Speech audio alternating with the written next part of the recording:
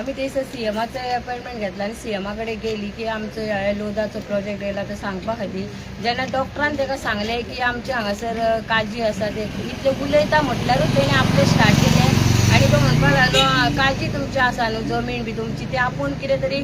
तुमकां कितें मेळोवन दिवंक जाय तें दितलो मेळोवन म्हणून तो सांगपाक लागलो मागीर आमी ताका सांगलें आमकां तें मेळोवन दिवपाक तशें नाका आमकां हांगा लोदा नाका म्हणून कित्याक नाका तो हॉलिडे होम जातलो न्हू लोदा हो आसूं ना ती कितें हॉलिडे होम जाता आमी सांगलें आसूं कितें पूण आमकां तें नाका गांवांत म्हणून काल बायट दिता